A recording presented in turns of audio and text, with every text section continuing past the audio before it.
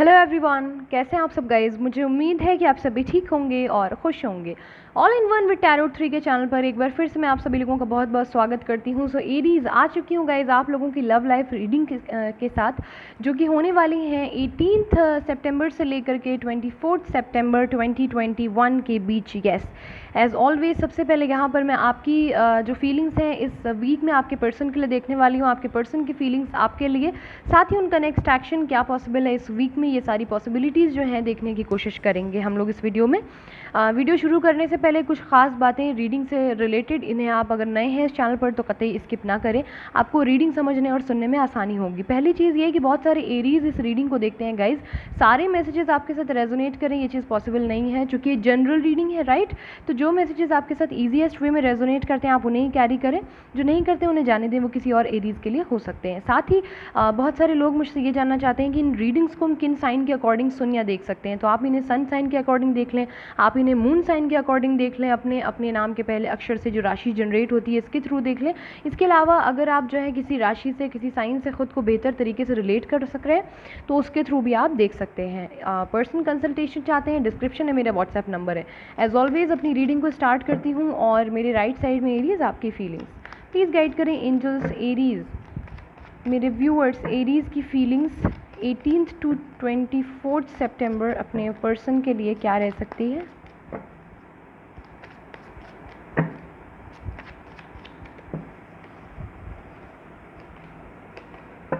Aries के person की feelings towards Aries in the same week.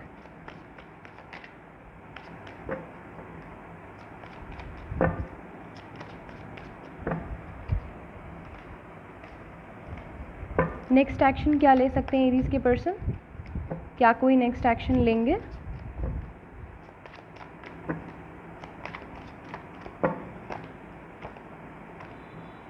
Okay, next action को मैं एज ऑलवेज साइड में पहले रख रही हूँ। सबसे पहले एरीज आपकी एनर्जी देखेंगे, देन उसके बाद आपके पर्सन की। यहाँ पर एरीज हो सकता है कि आप किसी एरीज से ही डील कर रहे हैं, साथ ही 2 मेजर अरकाना है, 12 की 12 राशियाँ हो सकती हैं पर्सन के आपके।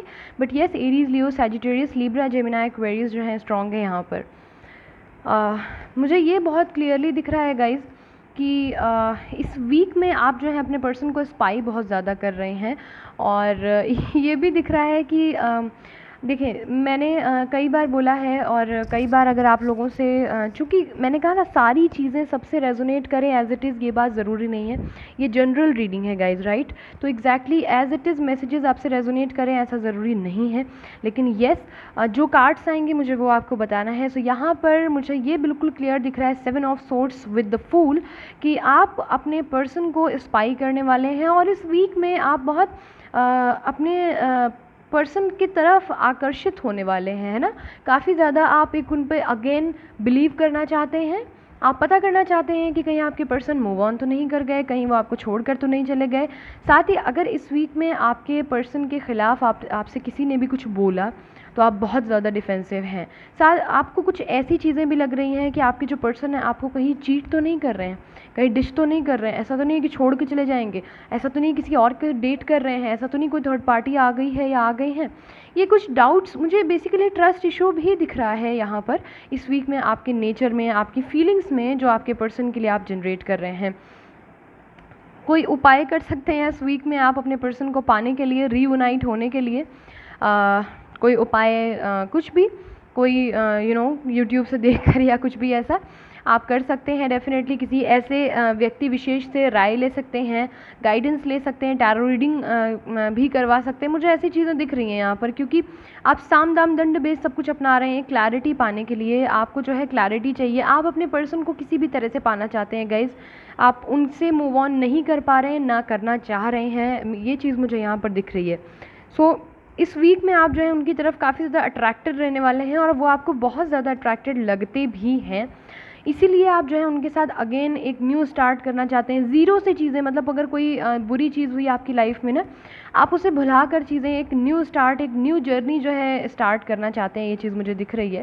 साथ में ही जैसा कि मैंने बोला, आप बहुत ज़्यादा डिफेंसिव हैं इस वीक में अपने पर्सन को लेकर के। तो अगर उनके खिलाफ़ कोई कुछ बोलेगा आप लड़ जाएंगे और आप लिटरली दुनिया समाज से, उसकी क्रूर प्रथाओं से, या कह लें कि है ना, कुछ ऐसी बाउंड्रीज़ जो हैं उनको पार करके, उनको तोड़ करके, उन ज़ंजीरों को आप अपने पर्सन की तरफ जाना चाहते हैं, विक्ट्री चाहते हैं उनके साथ, और उनके साथ ही आपको आपकी एक्चुअल में जो आइडेंटिटी है, जो एक स्ट्रॉन्ग फीलिंग है इंडिपेंडेंट होने की, है ना, वो एक चीज़ आपको उन्हीं के साथ फील होती है। तो वो चीज़ें आप बहुत ज़्यादा मिस कर रहे हैं, और आप इसीलिए चाहते हैं कि जितनी जल्दी हो सके आप अपने पर्सन के साथ आ जाएं वापस, ताकि चीज़ें जो हैं स्मूथ हो जाएं आपके लिए अगेन। हालांकि आप उन पर डिपेंड नहीं है, लेकिन उनका साथ जो है आपको बहुत ही एक स्ट्रॉन्ग फीलिंग जो है वो प्रोवाइड करता है, जिसकी वजह से आप उनके साथ फिर रहना चाहते हैं और एक लीप ऑफ फेथ लेना चाहते हैं। एज गैप मुझे दिख रहा है आप लोगों के रिलेशनशिप में। लिब्रा, जेमिनी, एक्वेरियस अगेन बहुत ज़्यादा स्ट्रॉन्ग है। There is also Taurus, Virgo, Capricorn, but चूँकि मेजर अरकाना कार्ड है द एम्परर, 12 की 12 राशियाँ जो हैं वो मौजूद हैं। बात करूँ अगर आपके पर्सन की फीलिंग्स की, तो यहाँ पर तो इन्हें ऐसा लगता है कि आपने इनके साथ कुछ ना कुछ गलत किया है, आपने इनके साथ वो नहीं किया जो ये डिज़र्व करते थे। इन्हें ऐसा लगता है कि यहाँ पर इनके साथ पार्शियलिटी की गई है।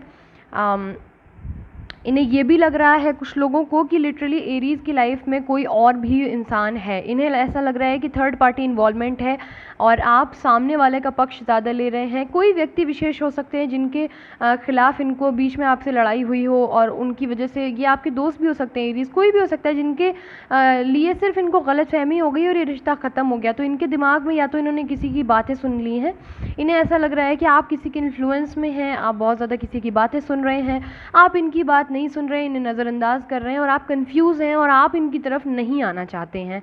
ये चीज़ें मुझे दिख रही हैं। अपनी जो फीलिंग्स है इस वीक में ये आपसे छुपा रहे हैं बहुत ज़्यादा। हालांकि ये आपको खोना नहीं चाहते हैं, लेकिन आपसे जाहिर नहीं करेंगे, आपसे एक्सप्रेस नहीं करेंगे कि आपके बगैर नहीं रह पा रहे हैं, चाहे अच्छा चाहे बुरा। ये सोच आप ही के बारे में रहे हैं, कंटिन्यूसली इस पूरे वीक में आपके बारे में सोच रहे हैं। इन्हें ये डर लग रहा है कि फिर से आप कोई ऐसा डिसीजन ना ले लें, या अगेन कोई डिसीजन ऐसा ना हो इस रिलेशनशिप में जो इनके लिए प्रॉब्लमेटिक हो जाए। अलग ये भी नहीं होना चाहते हैं। मुझे यहाँ पर प्यार दिख रहा है, केयर दिख रही है, सब कुछ दिख रहा है, पर इनके जो शब्द हैं, इनके पास शायद बहुत अच्छे शब्द नहीं है बोलने के लिए जिसमें ये बहुत अच्छे तरीके से पिरो कर बातें समझा सकें आपको।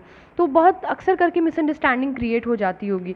तो इन्हें ऐसा लगता है कि आप दोराहे पर खड़े हुए हैं, आपने इनको एज एन ऑप्शन ट्रीट किया है, और आप जो हैं किसी के पूरे पूरे इन्फ्लुएंस में हैं। ये यहाँ पर मुझे ये भी दिख रहा है कि इन्हें ऐसा भी महसूस हो सकता है कि आपके जो फादर हैं या आपके पेरेंट्स जो हैं इस रिलेशनशिप के लिए रेडी नहीं थे, क्योंकि आप लोगों का रिलेशनशिप जो है उसमें एज गैप हो सकता है कि इनका प्रोफेशन ऐसा हो कि एरीज़ आपके पेरेंट्स जो हैं वो ना मान रहे हों, ठीक है। या फिर ऐसी चीज़ें हो सकती हैं कि अगर ये फीमेल है या मेल है तो भी हो सकता है कि ये सेपरेटेड हो या डिवोर्सी हो। फीमेल है तो विडो हो सकती हैं। कुछ ऐसी चीज़ें हैं जो जिसके लिए माता पिता आपके रेडी नहीं है। तो वो चीज़ इनके दिमाग में चलने वाली है कि इस रिलेशनशिप को नेक्स्ट स्टेप पर ले जाना चाहते थे ये, तो अब आपसे ये उम्मीद कर रहे हैं कि आप क्या करेंगे इनके लिए। तो कुछ ऐसी चीज़ें मुझे यहाँ पर इनके दिमाग में चलती हुई दिख रही हैं इस वीक में आपके लिए एरीज़। सो ये जिनसे भी रेजोनेट करे मुझे कमेंट सेक्शन में ज़रूर बताएं। 8 of swords with judgement and the hanged man. तो यहाँ पर मुझे एक्शन का कार्ड नहीं दिख रहा है गाइस। जैसा कि मैंने बोला, इन्हें ऐसा लग रहा है कि आपने जो है इनके साथ गलत किया है, और ये इसीलिए ईश्वर से अपने लिए प्रार्थना कर रहे हैं, ईश्वर से प्रभु को याद कर रहे हैं, जजमेंट चाहते हैं। ये इनके साथ गलत हुआ है। इन्हें ऐसा लगता है कि यहाँ पर जो डिसीजन आपने इनके लिए लिया था, जो कि मैंने अभी यहाँ पर ये चीज़ बोली कि इन्हें ऐसा लग रहा है कि डिसीजन आपने जो इनके लिए लिया वो गलत लिया, इनके साथ पक्षपात हुआ है। तो ये जजमेंट चाहते हैं यहाँ पर, और इन्हें लगता है कि ये जिस कंडीशन में हैं इस वक्त, ये बहुत ज़्यादा स्टक फील कर रहे हैं, ये बहुत ज़्यादा डिसअपॉइंटेड हैं रिलेशनशिप में, बिल्कुल जैसे कि हार चुके हैं, टूट चुके हैं आपकी तरफ से। इन्हें आपकी तरफ से कुछ भी नहीं मिला, ऐसा इन्हें महसूस हो रहा है।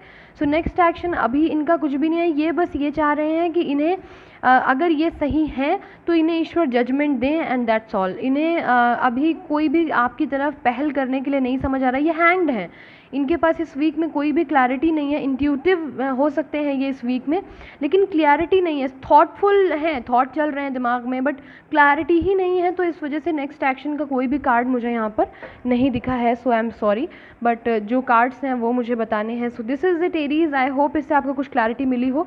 If you want more clarity in your relationship, description में मेरा व्हाट्सएप नंबर दिया हुआ है, आप मुझे कॉन्टैक्ट कर सकते हैं। एज ऑलवेज अपना ख्याल रखिए, खुश रहिए, मिलती हूँ बहुत जल्दी अपनी नेक्स्ट रीडिंग के साथ। तब तक ले bye bye, take care, thanks for watching.